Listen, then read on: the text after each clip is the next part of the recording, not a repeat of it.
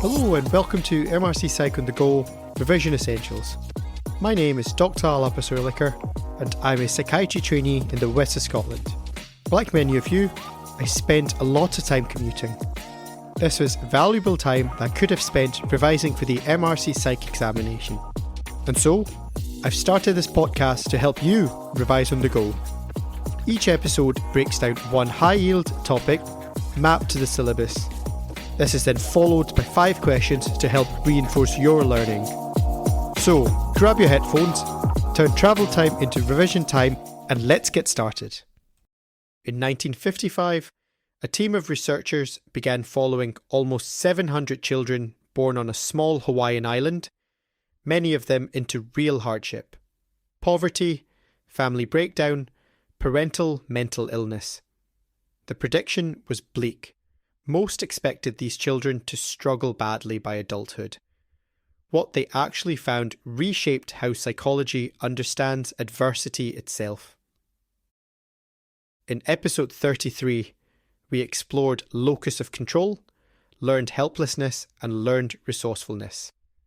In this final episode of our series on stress, we turn to resilience, the capacity to adapt positively in the face of significant adversity. That 1955 study, the famous Kauai longitudinal study, showed us that adversity isn't a destiny. It introduced the world to resilience, the capacity to maintain adaptive functioning or to recover it after adversity. It's a dynamic process, not a fixed trait. Resilient people still experience stress, grief, and suffering. They're just able to recover from it. Resilience isn't the same as invulnerability either. Invulnerability implies immunity to harm. Resilience implies the capacity to negotiate harm successfully. A further distinction is sometimes drawn between resilience as resistance, maintaining functioning despite adversity, and resilience as recovery, returning to prior functioning after a period of decline. Remember, resilience is the capacity to adapt positively to significant adversity. It's a dynamic process, not a fixed trait. That opening study was the Kauai longitudinal study, led by developmental psychologist Emmy Werner, together with Ruth Smith, starting in 1955. They followed 698 children born on the island of Kauai from birth into adulthood. Around a third of them were classed as high risk, exposed to poverty, family instability, parental mental illness, and perinatal complications. The expected result, by the deficit-focused thinking of the time, was that these children would fare badly. And many did. By adulthood, roughly 2/3 of the high-risk group had developed significant problems, including mental health difficulties, substance misuse, and criminal behaviour. But the other third grew into competent and caring adults. Werner kept following this cohort for over 4 decades, eventually publishing the findings in her book, Vulnerable but Invincible, a work that essentially founded resilience as its own field of study. Remember, the Kauai longitudinal study by Werner and Smith demonstrated that resilience is possible even in the context of severe early adversity. Werner and Smith identified protective factors across 3 domains. Individual factors included temperament, sociability, adaptability, and an easygoing disposition in infancy, along with cognitive ability, problem-solving skills, self-efficacy, and an internal locus of control later in childhood. Family factors centred on a warm, stable relationship with at least one caregiver.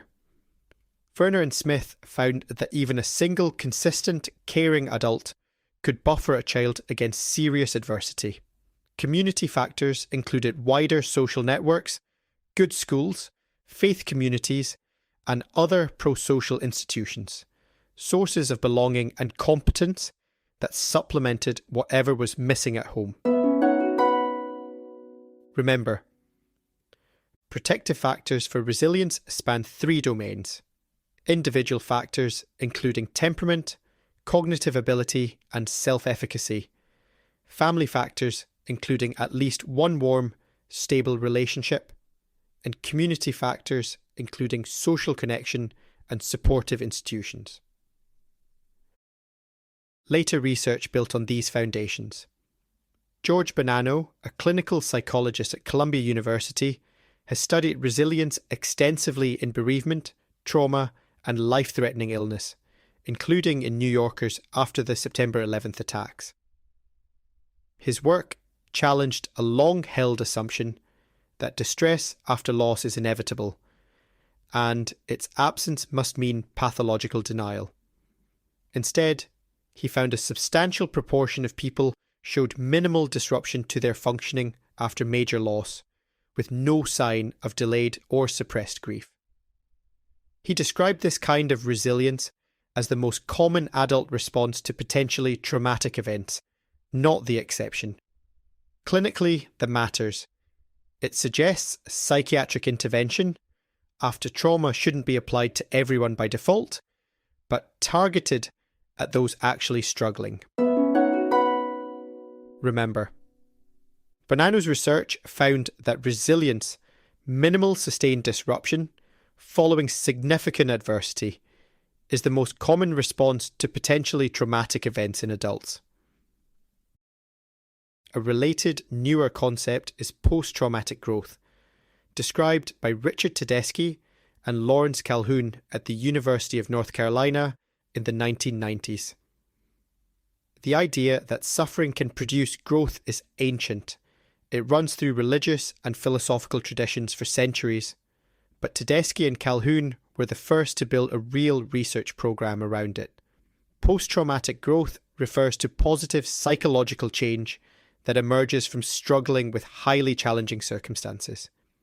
It's not simply a return to baseline, it's a transformation.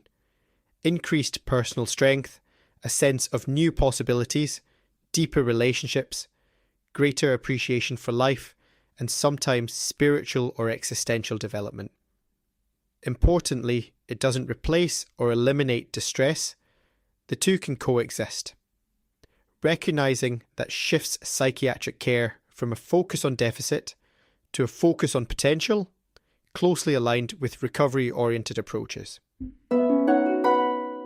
Remember, post-traumatic growth describes positive psychological change that can emerge from the struggle with adversity.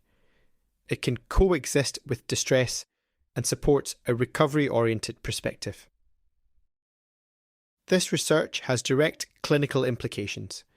It reinforces strength-based assessment, identifying a patient's protective factors, their connections, their sense of purpose, their prior coping, alongside their vulnerabilities. It supports social prescribing and community-level intervention, since social connection and belonging are among the most robust protective factors we know of. And it underpins recovery-oriented psychiatry, which aims not just to reduce symptoms, but to help people build meaningful, self-directed lives even alongside ongoing illness. Now, let's test your recall. I'll read out 5 exam-style questions. After each one, I'll pause for 10 seconds so you can attempt them before hearing the answer. Question 1. What is the distinction between resilience and invulnerability?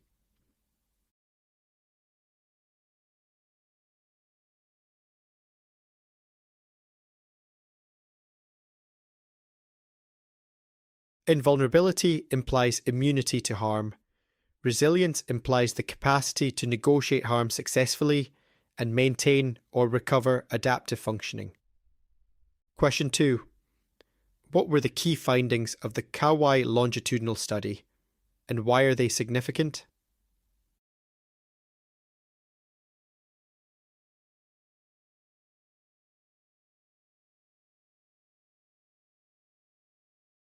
Werner and Smith found that 1/3 of high-risk children, those exposed to poverty, family instability, and perinatal complications, developed into well-functioning adults. This demonstrated that resilience is possible even in the context of severe early adversity, and prompted research into the protective factors that differentiated those who thrived from those who did not. Question 3. A 35-year-old man is referred following a road traffic accident in which his passenger died. 6 months later, he is functioning well, has returned to work, and reports no significant psychological distress. A trainee suggests this must represent pathological suppression of grief. How does Bonanno's research challenge this interpretation?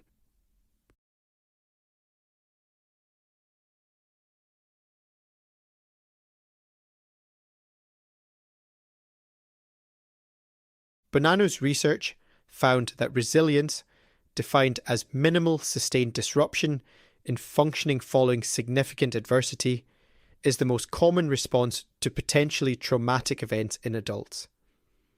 The absence of prolonged distress does not necessarily indicate pathological denial. Question 4. Name the 3 domains of protective factors identified by Werner and Smith.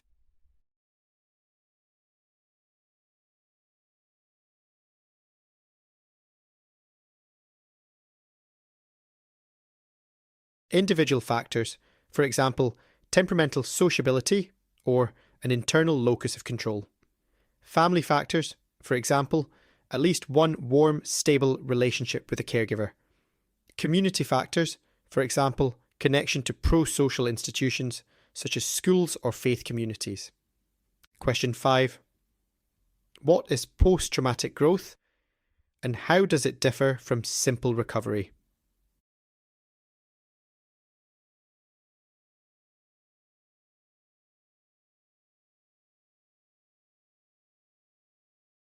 Think of it this way. Recovery is a dip down and a slow climb back to where you started. Resilience is staying relatively level through the storm. And post-traumatic growth is being changed by the storm to reach a height higher than where you began. Let's summarise what we've learnt today. Resilience is the dynamic capacity to adapt positively to significant adversity. It is not invulnerability, and it does not mean the absence of distress. The Kauai longitudinal study by Werner and Smith demonstrated that resilience is possible even in the context of severe early adversity, and identified protective factors across individual, family, and community domains. Bonanno's research found that resilience is the most common adult response to potentially traumatic events, challenging the assumption that distress is inevitable after trauma. Post-traumatic growth describes positive psychological transformation that can emerge from adversity, including increased strength, deeper relationships, and greater appreciation for life. Resilience research supports strength-based assessment, social prescribing, and recovery-oriented approaches in clinical practice. This episode concludes our series on stress. Next, we're starting a new series on states and levels of awareness, beginning with the levels of consciousness and the evidence for unconscious processing. Thank you very much for listening to this episode of MRCPsych on the Go Revision Essentials. I hope this episode helped to move your revision forward. If you have any questions or just want to continue the discussion, you can find me on LinkedIn at MRCPsych on the Go, spelled MRCPysch on the go. This podcast is about making revision accessible. If you found it useful, liking and sharing it with others helps the goal more than anything else. That's it for today. I'm Dr. Alapas Ehrlicher, and as always, keep revising on the go.